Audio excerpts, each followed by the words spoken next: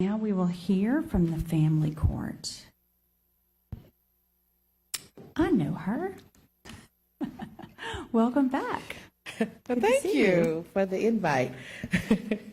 Let me introduce myself. I'm Chief Judge Erica Green of the Family Court. I am happy to have, don't do that. I'm happy to have all our judges here, all whopping 4 of our judges here. Judge Baker, Judge Russ, and Judge Day are present, and also I'm tag teaming with our Judicial Administrator, Rachel Scholes. And I'm tag teaming because one thing you will learn with family court is that we have a small administrative team, very small, but we are the only constitutionally mandated family court in the state. Okay, so when we get into peer entities and courts, we don't have that. We are the only, and it's right there, Louisiana Revised Statute 131401. And we have an intergovernmental agreement between the city parish and the family court. What that means is that the city parish has some responsibilities to us, which is to provide our quarters, business, and operating expenses, including but not limited to supplies, auditing, accounting, janitorial, custodial services, building maintenance services, postage. You see all of that in the first paragraph. I don't want to read it to you, but that is the responsibility of the city parish because we are separated. And the second thing is not to be confused with 19 JDC. You heard the 19 JDC come up and give a beautiful presentation, but we are a separate entity. We are on the 4th floor, and we have our own budget, which is why we're a separate department. And so because of that, we wanted to make sure that that is, presented to you in that way. As I indicated, we have 4 judges. We have 15 full-time employees. Each of our divisions have 3 employees, a judicial assistant, docket clerk, a court reporter, minute clerk, and a law clerk, staff attorney. Let me pause and say that our judges represent and service the entire parish of East Baton Rouge. That includes incorporated and unincorporated areas like Glen Oaks, Louisiana, and it also includes city of Baker, Zachary, Central, and St. George. And so I want you to know that every service that we provide, it is to the entire parish, and we don't have a way to stop that. And so that is important to note with our, again, limited staff capacity and administration that we have. Also, when we were started in 1993, we have had an increase. When we started, we had a small group, and now we have increased workload, but we do work with entities like the clerk of court, the district attorney's office, as well as the state. But our state involvement is a little different. We use them as revenue, our funding source, and it's a 5%. If you look, only for child support filing fees. Let me start over. We are a civil court, and so our jurisdiction and our subject matter includes domestic cases, civil domestic cases. So they file them. That is divorce, child support, domestic violence, community property matters, as well as custody and visitation. And so anything that falls into that domestic range, but that's all civil. I mentioned child support filing fees only so that you know that that is a funding source, but that means that we did work with the state to get that 5% administrative fee that is documented when in the filing fees that we may receive or in the administrative fees. So I'm going to pass it on to our administrator just to address our funding. So I'm going to first start with some statistics that we have. The family court had 16,000 docketed events in 2024. That averages 4,000 events per division. That's a lot for the staff that we have. Our approved budget in 2024 was right at $1.7 million, and the actual operating expenses came right underneath that. I think it was like a $3,000 difference. We receive 5 funding sources. We receive, the largest is our city parish budget. We do receive child support filing fees from the clerk of court. There's 2. Then we have an MOU, a memorandum of understanding with the clerk of court. We have contempt fines that the judges are able to issue in court. If contempts are filed. We also receive some copy machine income and a little bit of transcript income, but that's it. That's all of our revenue sources. If you review the cost that we have for any reductions that we receive, 2025, the city already reduced us by 4.8%. That reduction resulted in decrease in our budget for supplies, contractual services. But I do think the city, because we were able previously to fund an IT employee. So we do have an IT employee, I think that was 2 years ago. Yes. But this reduction in 2025 did affect us and even affected our staff salaries. Another way we are managing some of that is we, by law, the clerk of court is also supposed to provide us some employees, and we were able to utilize that with our minute clerks, and we have 2 additional part-time minute clerks that we hired this year to relieve our court reporters who are overworked, just like, everyone else. But we did have a way to fund them, which came from the clerk of court. So we don't pay those employees, just the ones that I spoke about earlier. And what would the cost decrease of the 11%? You'll see it here. It would really impact us. We don't have 17 slides because, we are trying to show you that we're using our being efficient in what we do have and trying to present, but we're limited in everything that we're doing, but we are making it work. Again, I want to emphasize that we service the entire parish, there's no family court in Central, there's no family court in Baker, but we receive any litigant from those areas. And so I think the last thing I wanted to state is that the district attorney's office and the IRS domestic violence office have worked with us as well. And we have, we provide pro bono services, not our court, but we have a self-help desk. So I don't want you to think that our courts are providing. The court works with the Baton Rouge Bar, and we have a self-help desk where you can get your pleadings. Some of the pleadings are available for the litigants, as well as an employee. Sometimes it's an attorney or a volunteer student, law student that sits on the 4th floor on Tuesdays and Thursdays. We just want to plug that in since we do have the platform today. And Rachel can answer any additional questions about anything that you may have with the funding. I do have a quick question. I was reading my budget book, and on page 103, it says that this court has been for some time at the statutory limit for assessing court fees. So is that right?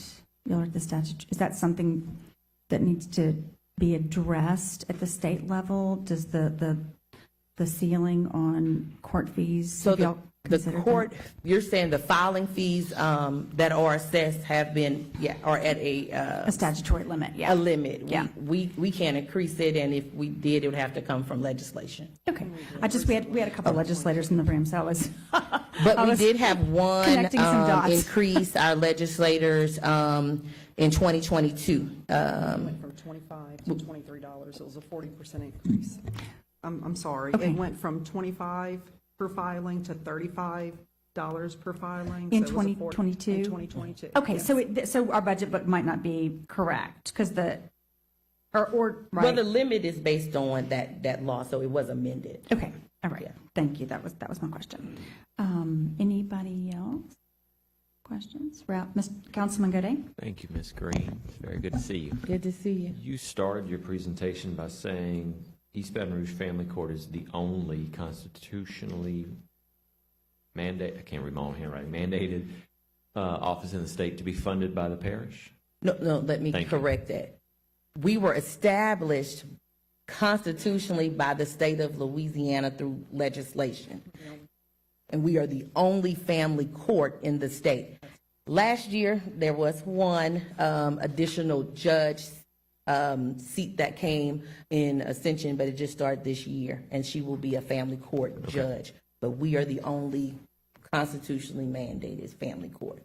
So we don't have anyone to compare to on any aspect of, what we do. What do other parishes do in lieu of family court? Good question. So they have general jurisdiction judges. Yeah. And so I think it was stated earlier that different parishes, I think the DA did a great job on saying that each parish is different. So you may have a parish that has a judge that goes to different, they have different cases on different days. Okay. And it may be, they may serve as 3 parishes. But for family court, for any of their family issues, either they will have a hearing officer. That's a person that is considered like a commissioner that handles their family cases. And then if it is appealed or some sort, they want to go straight to the district judge, then it goes to the district judge. But either the district judge handles it on a certain day of the week, or they have hearing officers that handle that. Judge Baker, want to make sure I stated that correctly. Hi, my name is Pam Baker. I'm one of the East Baton Rouge Parish Family Court judges. The difference between us and the other courts is that we're an independent court with our own administrator, our own budget, our own expense fund. So every parish does it different. In some parishes, you may have one judge, and that one judge does everything, including family court, right? In other parishes, they may have judges that handle the family cases. So, for example, Livingston Parish is a good example. Livingston Parish has 2 dedicated family court judges, but those 2 judges are part of the 21st Judicial District Court. So they're all part of that same court. And one or 2 other parishes may do it that way. Ascension is going to start doing it that way. Orleans has kind of a weird thing going on where they have 2 elected that do just family court, and they have 1 that floats. But the difference between us, again, is that we are our own court. We have our own judicial expense fund, our own budget, et And we're cetera. in essence a specialty court, so where you've heard of veterans courts, drugs courts, though that falls under 19 JDC, we are the specialty court for family court. Does the constitutional language that establishes you also set forth that the parish funds you? That's the intergovernmental agreement covers the funding or mandates it from the city parish. So they have the wrong PowerPoint up. They have juvenile court up, and that would have been in the first line of ours. We didn't have a PowerPoint, but we had a little sheet. Oh, But I'm what they sorry, I have did up get handed there that. on the Okay. screen is juvenile, I and thought they had we're a it. family. But it's your first paragraph, LA you. revised statute 13-1401. That's the Constitution, then the intergovernmental agreement is between city parish and the family court. Thank you. And that was established in 1993, so if you're looking for it, that's where it would be. Thank you very much. Thank y'all so much for the presentation. Councilman Kenny. Hey, Judge Gray. I see in the budget booklet about the additional administrative position. State.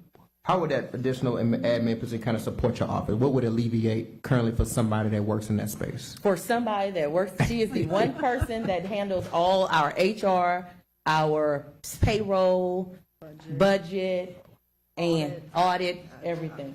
So- I am the administration department. And we try to help as we can. Thank you. Councilman Moak. Why are we the only constitutional mandated?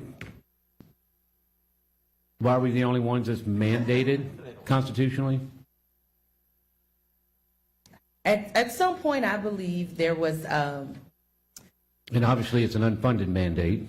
what I will say is that at some point, the amount of cases that were received, maybe the district court indicated to the legislators and that we needed to separate to allow for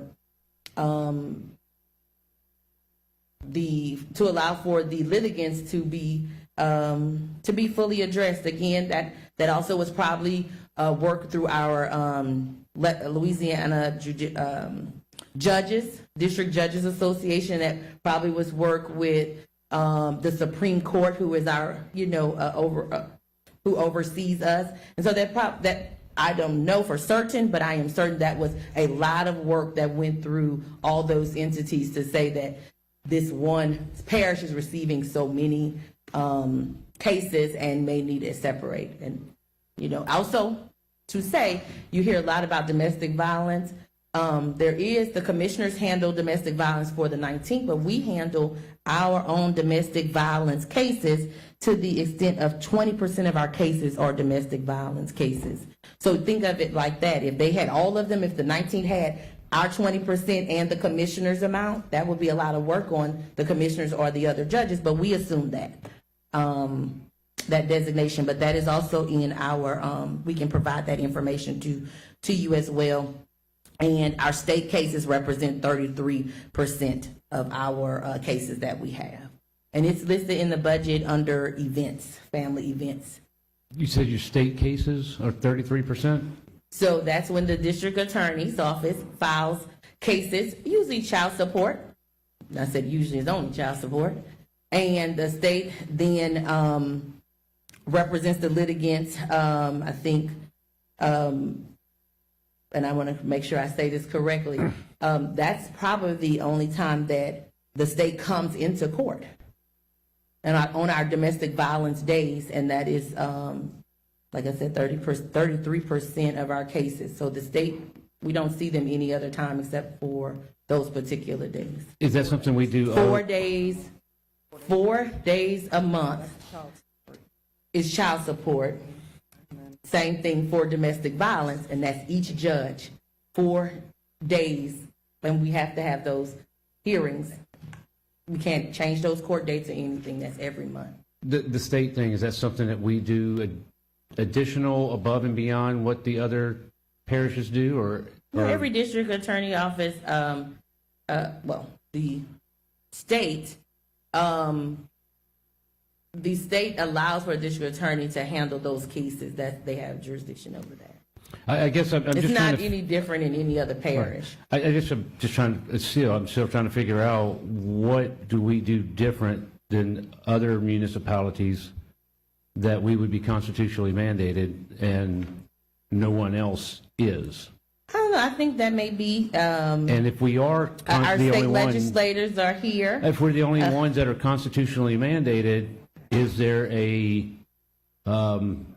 revenue source stream that should also, and I understand it's an unfunded constitutional mandate, but, there has to be a reason or something's being sent here that if. They gave us I mean, 5%. That's the revenue and the funding that we get, and that is based on child support filings. Every filing, we get 5%. So that may be an option, and we support that, legislators and council members, to have additional funding. All right, and in closing, if you ever need anything, dinner or something delivered to the house, I'll make a run by again. I can't receive it. Hello. But I do want you to keep answering my phone calls and text messages. Thank y'all. Y'all do a great job with that. Anybody else? Anybody Mr. Dunn. else? Okay. I just think it's interesting to note that because the family court is separate from the 19 JDC, when we compare JDC to JDCs, we're not necessarily comparing apples to oranges when we look at overall workload within the parish. Well, you brought,